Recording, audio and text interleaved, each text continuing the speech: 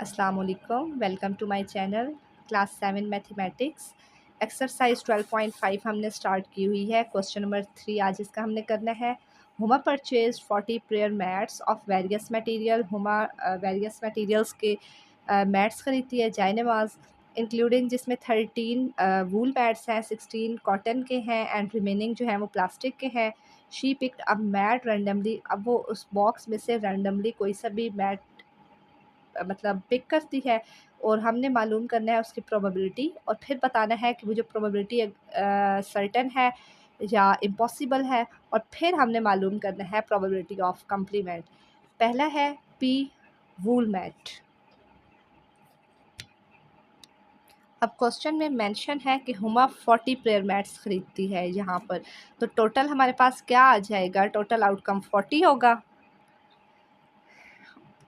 फिर अब पहला जैसे पार्ट है उसमें है पी जो वूल के मैट्स हैं वो कितने हैं? वूल के मैट 13 थे, तो इसमें मेंशन है, अब आगे जो क्वेश्चंस हैं उनमें मेंशन है मतलब फेवरेबल आउटकम्स। तो हम फार्मूला डायरेक्ट यूज़ करेंगे। Probability is equal to favourable outcome divide total outcome. Favourable है 13, टोटल है 40। 13/40 हमारे पास प्रोबेबिलिटी आ जाएगी। प्रोबेबिलिटी ऑफ कंप्लीमेंट का formula is equal 1 minus P. 1 minus 13/40 आ जाएगा। 40 1 time 40 minus 13 divide by 40 LCM लिया तो हमारे पास 27/40 आ जाएगा इसका प्रोबेबिलिटी ऑफ कंप्लीमेंट। फिर वो कह रहे हैं पी आ मैट। आ जब जहाँ पे जब कहीं पे आ जाएगा आ मैट मीन्स कि कोई सा भी मैट उठाएं तो हमारी मर्ज़ी हम 40 के 40 ले लें, तो फेवरेबल आउटकम आ जाएगा 40। टोटल है 40। प्रोबेबिलिटी का फार्मूला है favourable outcome divide by total outcome. 40/40 1 आ जाएगा। 41 टाइम 40 होता है ना, तो जब 1 आएगा तो वो क्या होता है? Certain event. Probability of complement is equal to 1 minus P, तो पी हमारे पास 1 था, 1 माइनस 1 0। नेक्स्ट है P into not a mat. वो कह रहे हैं कोई सभी मैट ना उठाएं मीन्स के ज़ीरो। नॉट अ मैट का मतलब होता है ज़ीरो, मतलब कुछ भी नहीं वहाँ से सिलेक्ट करना, तो फेवरेबल आउटकम आ गया ज़ीरो। फार्मूला यूज़ किया तो फेवरेबल आउटकम ज़ीरो, टोटल है 40। तो मैंने बताया था जब न्यूमिनेटर में ऊपर जब ज़ीरो हो तो आंसर ज़ीरो आता है, तो जब ज़ीरो आ जाए तो वो होता है इम्पॉसिबल इवेंट। फिर है हमारे पास प्रोबेबिलिटी ऑफ कंप्लीमेंट मालूम करना है। 1 माइनस पी, पी है 0 तो 1 माइनस 0 1 आ जाएगा। क्वेश्चन नंबर 4 है next. A fair coin is tossed.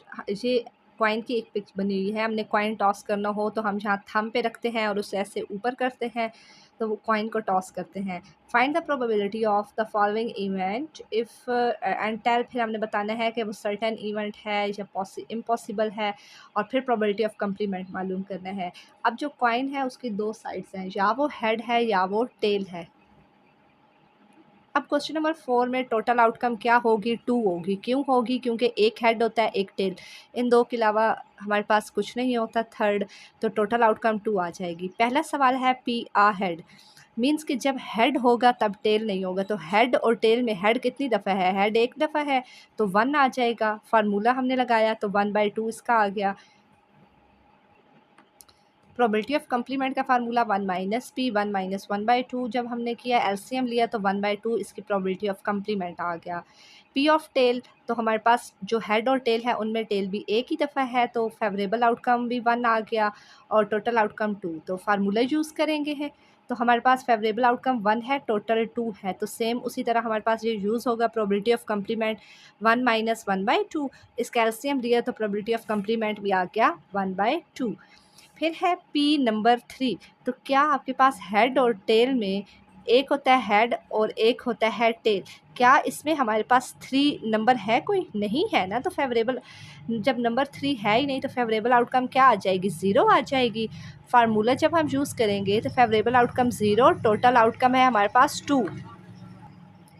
0/2 हमारे पास क्या आता है? 0 आंसर आता है। तो जब 0 आंसर आ जाए तो हमारे पास क्या होता है? Impossible event. अब इसकी हम प्रोबेबिलिटी ऑफ कंप्लीमेंट मालूम करते हैं। प्रोबेबिलिटी ऑफ कंप्लीमेंट होता है 1 माइनस पी, पी है 0 तो 1 माइनस 0 1 आ जाएगा। क्वेश्चन नंबर 5 है 12.5 का last. Arham chooses a random block from a bag. Bag से रैंडम ब्लॉक वो उठाता है 5 येलो, 7 ग्रे, 10 रेड, 8 वाइट। अब हमने बताना है प्रोबेबिलिटी ऑफ कि वो इवेंट, प्रोबेबिलिटी मालूम करनी है और बताना है प्रोबेबिलिटी सर्टेन इवेंट है या इम्पॉसिबल इवेंट है, और फिर प्रोबेबिलिटी ऑफ कंप्लीमेंट। पहला है पी वाइट। अब देखें कि जब रैंडम वो नंबर्स रैंडम कलर्स उठाता है बैग में से, तो हमने देखना है कि टोटल आउटकम कितनी होंगी, कितने, अब 5 येलो थे, 7 ग्रे, 10 रेड, 8 वाइट। इनको जब प्लस करें तो 30 आता है, तो टोटल आउटकम्स क्या आ जाएंगी, 30। 30 अब सेम रहेगा, जितने पार्ट सॉल्व करेंगे टोटल आउटकम वही रहेगी 30। अब पी वाइट, वाइट कितने लेता है, 8, तो फेवरेबल आउटकम क्या आ जाएगी, 8। फार्मूला यूज़ किया प्रोबेबिलिटी का, probability is equal to favourable outcome divide by total outcome. 8/30 2 से डिवाइड किया, 2 4 टाइम 8, 2 1 टाइम 2, 1 कैरी 2 5 टाइम 10, तो 4/15 हमारे पास प्रोबेबिलिटी आ गई। प्रोबेबिलिटी ऑफ कंप्लीमेंट का फार्मूला यूज़ करेंगे 1 माइनस पी, तो 1 minus 4/15, 15 1 time 15 minus 4 divide by 15, 11/15 हमारे पास आ जाएगी इसकी complement. P into yellow next है, तो येलो कितने हैं, 5 कलर्स हैं, तो फेवरेबल आउटकम 5 आ जाएगी, और जो हमारे पास टोटल है वो 30 आएगा। फार्मूला में यूज़ किया तो 5/30, 5 1 टाइम 5, 5 6 टाइम 30, 1/6 प्रोबेबिलिटी है। प्रोबेबिलिटी ऑफ कंप्लीमेंट का फार्मूला यूज़ किया 1 माइनस पी, तो पी है 1 माइनस 6, एलसीएम लिया तो 5/6 इसकी हमारे पास प्रोबेबिलिटी ऑफ कंप्लीमेंट आ जाएगी। प्रोबेबिलिटी आ ब्लॉक, टोटल हमारे पास 30 ब्लॉक्स थे। आ ब्लॉक का मतलब होता है कोई सा भी ब्लॉक उठाएं, हम 30 के 30 भी उठा सकते हैं, तो फेवरेबल आउटकम 30 आ जाएगा। प्रोबेबिलिटी का फार्मूला यूज़ किया तो हमारे पास क्या आया, 30 डिवाइड 30, क्योंकि फेवरेबल आउटकम भी 30 है, टोटल भी 30, आंसर आ गया 1। जब 1 आएगा तो वो क्या होता है हमारे पास, certain event. Probability of complement का फार्मूला यूज़ किया 1 माइनस पी, पी 1 है तो 1 माइनस 1 हमारे पास 0 आ जाएगा। नेक्स्ट है इसका D part, P not a mat, not a block, कि कोई सा भी ब्लॉक नहीं उठाना मीन्स के 0, तो फेवरेबल आउटकम 0 आ जाएगा। टोटल आउटकम 30 है, प्रोबेबिलिटी का फार्मूला यूज़ किया 0/30 0, जब 0 आए तो वो क्या होता है, इम्पॉसिबल इवेंट। और प्रोबेबिलिटी ऑफ कंप्लीमेंट का फार्मूला होता है 1 माइनस पी, 1 माइनस 1 क्या आ जाएगा, 1 माइनस 0, क्योंकि प्रोबेबिलिटी 0 है तो 1 माइनस 0 आ जाएगा 1। इसी के साथ जो हमारी एक्सरसाइज 12.5 है वो कंप्लीट होती है।